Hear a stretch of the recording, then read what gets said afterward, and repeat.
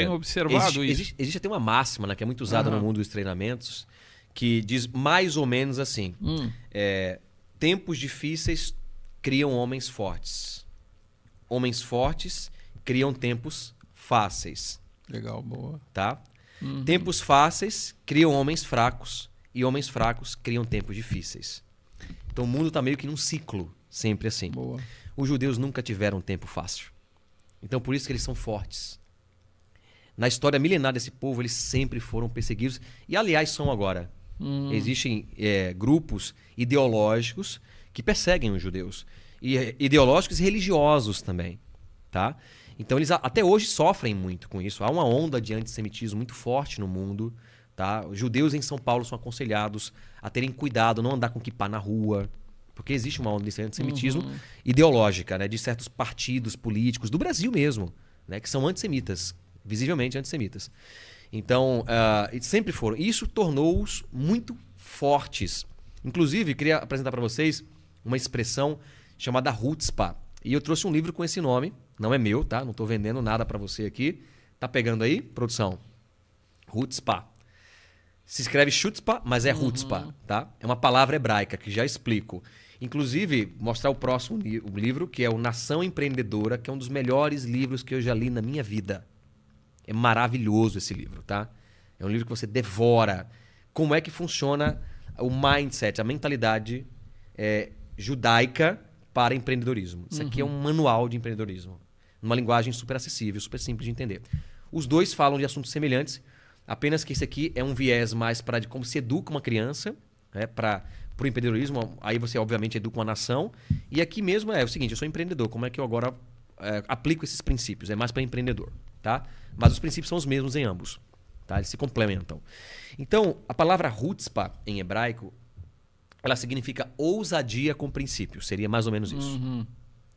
O judeu, essa palavra não é uma palavra que está na Bíblia, porque o hebraico bíblico ele tem 400, 500 palavras só.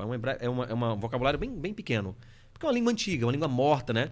O hebraico que nós temos hoje falado pelos israelitas em Israel é outro hebraico. Tá? É como, por exemplo, a gente tem um português com um sotaque diferente de Portugal. Ou de países da África que falam língua portuguesa. E a língua se molda. A gente passa por reformas ortográficas constantemente no Brasil. Então você imagina um idioma que tem milhares de anos. Ele mudou muito de lá para cá. Né? O hebraico se perdeu no tempo.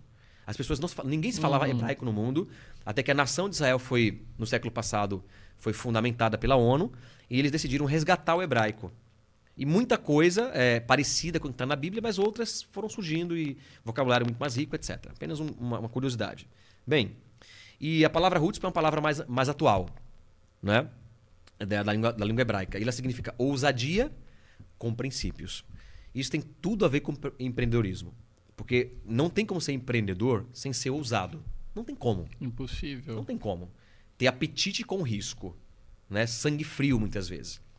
Mas se você faz isso fora de princípios de economia, de gestão de pessoas, de gestão financeira, você vai quebrar. Ser só ousado não dá. Tem que ter princípios. Então, isso é o que significa Hutzpah, que é uma filosofia de vida isso aí, se você parar para pensar. Ousadia aliada com princípios. Ok? E existe uma outra palavra também que complementa esse sentido do que é a cultura israelita hoje. Israelense é um termo mais antigo, né? Israelense é o termo atual. Israelita é um termo mais antigo. O israelense, quem mora em Israel, ou a pessoa que vive é judeu e vive fora, que alguns chamam de israelita, né? Há uma discussão sobre isso. É a palavra Balagan. Balagan. Balagan é mais ou menos assim: se vira. Aprende a se virar. Então, quando você mencionou assim, com muita propriedade, né, que eles foram perseguidos, tinham que improvisar, eles vivem nisso. Pensa comigo, né? Israel é uma nação que, geograficamente, ela é do tamanho de Sergipe, que é o nosso menor estado. É bem pequeno, sei lá, 70 km por 200, alguma coisa assim. 63% do seu território é desértico. Não se planta, não se colhe, não se vive ali. Tá? Então, quer dizer, o território é minúsculo. E ele é cercado de inimigos. A não ser o mar. Né? Certo. Mas ele é cercado de inimigos. Como é que uma nação dessa consegue ser uma nação de primeiro mundo, sendo que 7 décadas atrás, 70 anos atrás, estava destruída. Aliás, nem existia, de certa forma. Mas estou falando como um povo, né? Sim. A nação não existia.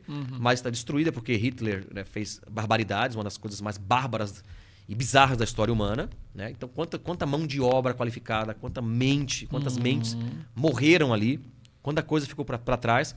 E essa nação se constrói em 70 anos. É uma nação de primeiro mundo, com uma tecnologia absurda, né? Em tão pouco tempo. Não sei se vocês sabem, né? Mas cerca de 30% de todos os prêmios Nobel ganhos em toda a história são de judeus. E eles representam 0,2% da população mundial. 0,2% apenas. É pouco. Quer dizer, nenhuma cultura ou país do mundo, como Estados Unidos, tem tanto prêmio Nobel como eles têm. Os outros 70% estão distribuídos entre todas as nações. E eles são minúsculos, né? Sem nenhuma facilitação, sem nenhum tipo de privilégio em toda a sua história recente, especialmente. Nenhum tipo de privilégio. E mesmo assim são extraordinários. Se a gente tem a possibilidade hoje de conversar, né, com câmeras como vemos aqui, com o celular que você talvez esteja assistindo, é porque existe a tecnologia do microchip. Eu tenho aqui um iPhone comigo que a Apple criou, né, que revolucionou a comunicação no mundo. Isso aqui é uma coisa extraordinária. Mas não haveria um celular como esse, tão potente, que é um microcomputador na palma da sua mão, se não houvessem microchips. E pouca gente sabe que quem criou o microchip foram os judeus. Em Israel. Não aquele judeu que mora em Nova York. Não. Em Israel foi criado. Né? Então, como é que isso é possível? É a questão do Balagan. Eles sabem se virar. Eles têm recursos escassos e eles são, desde criança, treinados para criar através desses recursos escassos. Posso explicar como é que funciona essa prática? Claro. Então, por exemplo, você vai em Israel hoje, isso é colocado nesse livro aqui, você vai numa escola de ensino fundamental. Na escola, ou na frente, ou em algum lugar dela, existe o pátio da sucata. Eles literalmente trazem lixo, sucata, objetos que não prestam, de madeira, carros estragados, né? E jogam ali para as crianças criarem com aquilo. Então, há momentos em que as professoras reúnem as crianças ali na sua turma e falam, cria uma ponte, né, onde adultos possam passar por ela. Segura. E eles se viram. Isso está presente não apenas nas escolas, mas é da cultura judaica desde quase sempre. Só que hoje eles fomentam métodos educacionais, pedagógicos, para que eles aprendam a fazer muito com pouco. Entende? Vou dar mais um exemplo. Existe uma festa judaica. Na Bíblia existem 7 festas judaicas. Hoje eles têm outras, né? A mais. A festa dos Macabeus, por exemplo, a festa das luzes.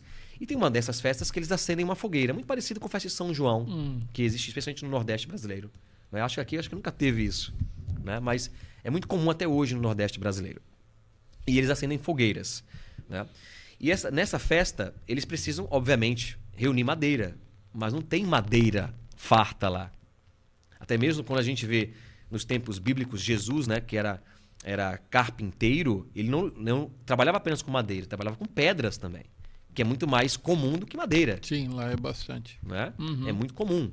Então, mas eles têm que achar madeira para fazer a festa, né, para fazer a fogueira. Só que essa função é das crianças, mesmo pequenas. Elas têm que procurar na cidade que ela mora madeira. E os pais literalmente falam o seguinte, Balagan, se vira, dá um jeito de achar. E aí você vê crianças pequenininhas de 4 ou 5 anos procurando madeira na rua, quando está chegando a festa. E aí, às vezes eles conseguem barganhar vão numa obra, por exemplo, que tem aquelas estruturas que cercam uma obra de madeira. Eu não sei como é que chama aquele tipo de madeira. Madeira de caixaria. Isso, de caixaria, porque é fininho, né? Sim, uma lâmina. Sim. E aí eles negociam, veja, uma criança de 4 ou 5 anos negociando desde pequenininha, para ter um pouco daquela madeira para a festa. E aí, quando eles acham uma madeira, talvez com um pedaço de um tronco de árvore, que é muito raro, e eles não conseguem carregar, aí eles vão negociar, eles vão até, por exemplo, um supermercado, pegam emprestado um carrinho de supermercado para colocar aquela madeira pesada e levar. Então, elas, através de uma simples atividade como essa, elas treinam perseverança, disciplina, foco, negociação. Comunicação. E aí, beleza, vai ter a festa. Quem é que monta e acende a fogueira? São as crianças. Brincar com fogo. E esse livro, a autora, né, a Imbal Ariely, ela é uma mulher, a autora desse livro aqui. É uma mulher. e ela diz que no Brasil seria impossível uma criança acender o fogo. Não, Criança, claro. lá é muito comum. O pai vai parar na cadeia. Exato. Eles até dizem assim, no Brasil, se você vai... No Brasil, ela tem uma experiência nos Estados Unidos, ela não cita Brasil, perdão. Mas ela cita os Estados Unidos, por exemplo. Né? Uma criança que está, por exemplo, sei lá, está subindo uma árvore, menino, desce daí. Uhum. Lá no Israel, os pais olham e dão risada. Tipo, se vira. É comum. Quebrou o braço. Ok, vai engessar o braço. Parece insensível, mas isso é um treinamento, é cultural mesmo. Eles são pessoas que sabem resolver seus problemas. Então, o que é empreender? É resolver problema do seu cliente. É isso. E muitas vezes da sua própria empresa, em momentos difíceis de crise, né? Então, a cultura, desde criança, desde pequenininho, o israelense, ele é educado a resolver problemas. Então, quando ele chega na fase juvenil, na adolescência, e na fase de jovem e adulta, ele é preparado para resolver problemas.